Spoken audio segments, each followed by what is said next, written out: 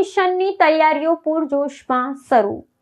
ઈસરોએ ચંદ્રયાન 4ના ઉતરાણ માટે ચંદ્રના દક્ષિણ ધ્રુવ પર આદર્શ સ્થળની ઓળખ કરી। ચંદ્રના રહસ્યો ઉકેલવાની ભારતની મહત્વાકાંક્ષી મિશન શૃંખલા અંતર્ગત ઈસરોએ ચંદ્રયાન 4 માટે વ્યૂહાત્મક તૈયારીઓ તેજ કરી છે। અવકાશ સંસ્થાએ ચંદ્રના દક્ષિણ ધ્રુવીય પ્રદેશમાં એક વિશિષ્ટ સ્થાનની ઓળખ કરી છે જ્યાં લેન્ડરને સુરક્ષિત રીતે ઉતારવામાં આવશે। આ મિશનનો મુખ્ય ઉદ્દેશ્ય ચંદ્રની સપાટી પરથી નમૂનાઓ એકત્રિત કરી તેને સફળતાપૂર્વક પૃથ્વી પર પાછા લાવવાનો છે। જો કે આ મિશનના પ્રક્ષેપણમાં હજુ આશરે 2 વર્ષનો સમય લાગવાની શક્યતા છે, પરંતુ અત્યારથી જ સ્થળની પસંદગી થવી એ મિશનની જટિલતા અને સચોટતાને ધ્યાનમાં લેતા એક મોટું કદમ માનવામાં આવે છે।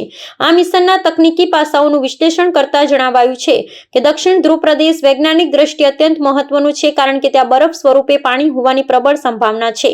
પસંદ કરાયેલું ઉતરાણ સ્થળ ખડકાળ પ્રદેશોથી મુક્ત અને સૂર્યપ્રકાશની પૂરતી ઉપલબ્ધતા ધરાવતું હોવાનું અનિવાર્ય છે, જેથી લેન્ડરના સૌર પેનલ્સ કાર્યરત રહી શકે। ચંદ્રયાન 3ની ઐતિહાસિક સફળતા બાદ ચંદ્રયાન 4 ભારતની ચંદ્ર પરથી માટી અને ખડકોના નમૂના પરત લાવવાની ક્ષમતાનું પરીક્ષણ કરશે।